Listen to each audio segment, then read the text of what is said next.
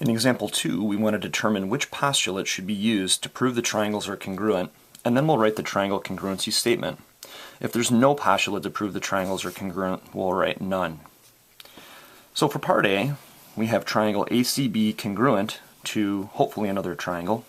ACB is this one, so I think the other triangle that it might be congruent to is this one here. Let's look at the diagram and see if we can determine anything that is given to us. Here we see that two angles are congruent between the triangles, or one angle between the two, and then one side here is congruent between the two triangles. We need another piece of information. Well, AB is a side that's shared by each triangle, and AB is congruent to itself. Remember, that's the reflexive property. So in this case, we have side, angle, side, side, angle, side. So we could use that postulate. Here the angle is formed by each one of the congruent sides, and so we say that it's the included angle. When we name the other triangle, we need to be very specific. Here we're given A, C, and B, A, C, and B, and we want to make sure that we list the correct order for the other triangle, which is this triangle here. Notice how A and C come first, and line segment AC is congruent to line segment AD. So they must be in the same position. And then we've got B here on the other end. You can verify this by taking a look at A and B on the left and the right, and A and B are also in the same spot, and that line segment is congruent to itself. In part B, we're asked to try to find if triangle ADC is congruent, so ADC is congruent to this other triangle over here. If we look at this, we actually have CD or DC congruent to itself, but we have angle side side here, or side side angle. You are not allowed to prove that triangles are congruent using angle side side or side side angle. So for this one we're going to write none. Now there is a postulate called the hypotenuse leg postulate. So we will learn later a method of proving that these two triangles are indeed congruent, but what you know right now wouldn't follow. So SSA is not good for congruency. Can't use that one.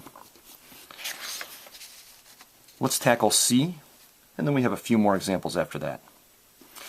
So in part C, it looks like we have angle, angle, side, angle, angle, side. This side is not included between, so we're not going to write that in our three-letter abbreviation for the postulate. We want to be very careful naming our triangle, so ABC would correspond to ADC. Notice how B comes second, and D also would need to come second. So we're going to write triangle ADC. In part D, we're looking at DEC, so this triangle right here. And it appears that it might be congruent to this triangle right here. There's lots of triangles going on with this one, so we're going to kind of ignore these two sections here. Notice how between DEC and the other triangle, we have an angle that's congruent, another angle that's congruent, and an included side that's congruent. So this one's going to be angle side angle. Okay. Now when we list this triangle DEC, we want to look for the angles that are congruent. So D is this angle, and B would correspond to this angle. So we're going to list B here. Notice how DC is congruent to BA in this case, and D and C appear in the first and last positions. So we're going to make sure that B and C appear in the first and last positions. And E is the one that we don't know, or we don't have any congruent marks right now. Obviously these two triangles are congruent, so they would be, but there's no angle mark here by E or F, and so E and F would correspond to the same position. Just have a few more here to do, about 4. And in these ones, we're going to actually have to figure out what we want to name one of the triangles first and then the other one as well. But let's first see if we can prove that these two triangles are congruent. Notice how we have a couple right angles. Right angles are congruent. and then we have right here a side that's congruent to the other side. Well, we only have two pieces of information, but if we look right here, we can see that we have vertical angles. We know that vertical angles are congruent. We now have angle, side, angle. Let's name the first triangle, and I'm going to start with the right angle. So let's go CED. So there's CED. And then for the next one, we're going to have to utilize the right angle first, so that's A. E would correspond to this angle, and also E would correspond to this angle. And then B and D don't have any marks by them, so they would correspond to the same position. For part F, we have a triangle here and a triangle here. Let's take a look at each one of these triangles. So we know that AS is congruent to itself by the reflexive property, and here we have angle side side or side side angle.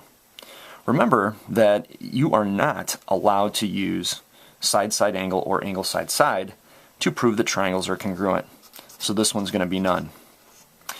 In later lessons, we'll talk about the hypotenuse leg theorem, and I think I mentioned that before, maybe in part B there. So even though this is side-side angle in the very special case here of a right triangle, there's actually some things that we can say about that. But for right now, with what you know, you are not allowed to prove triangles congruent by side-side angle. You'll never be able to use that one. In G, we're given that I is the midpoint of ME and SL. So if I is the midpoint of ME, we know that MI is congruent to IE. Maybe I should have used just one tick mark, but I'm using two, I guess. SL, I is also a midpoint of SL, so we could put a tick mark on each one of these. A definition of a midpoint is that it bisects or cuts exactly in half a line segment. So each part of the line segment must be the same, they're congruent. We also know here, and this is just given to us in the diagram, that we have some vertical angles. If we look now, we have side angle side, side angle side. So we are allowed to prove that these two triangles are congruent.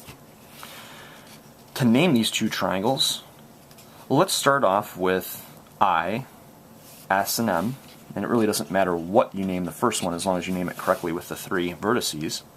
We know that I is corresponding to the same point. I mean, they're touching right there. And now we have to be a little bit careful.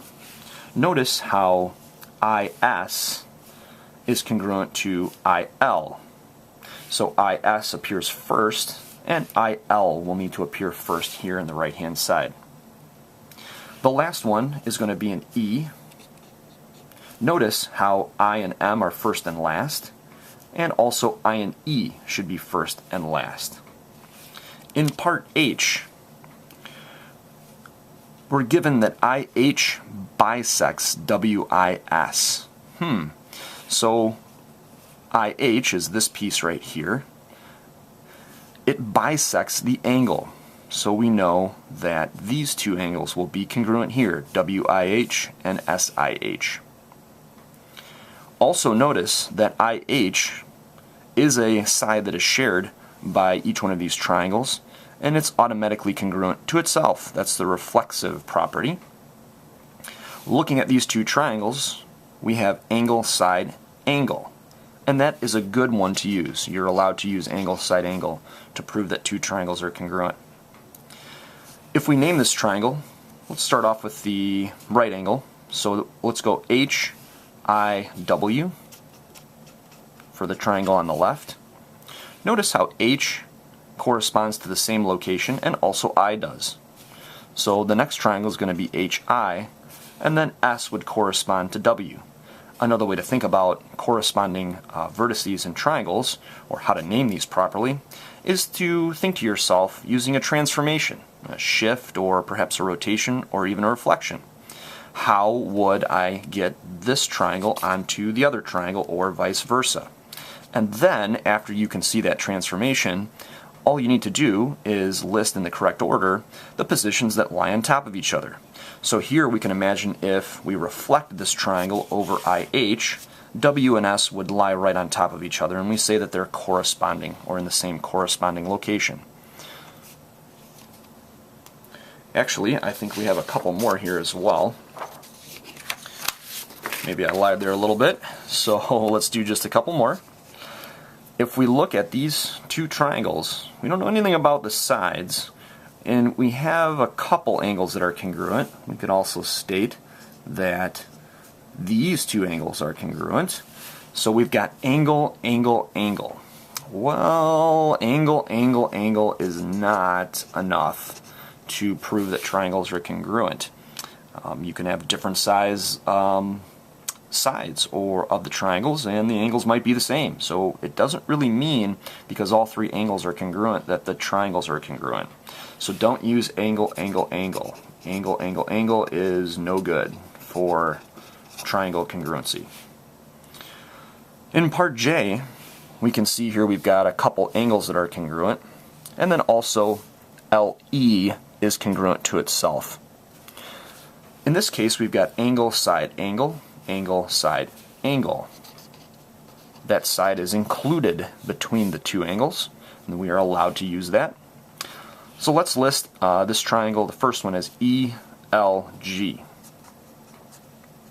If we list the first triangle as ELG, then the corresponding triangle here on the right-hand side would need to be, well, let's see, E for this first triangle would correspond to L. Notice they have the same angle mark. And then L in the first triangle would correspond to E in the second one. And then G and U would correspond to the same position, so we'll write a U here. You can double check.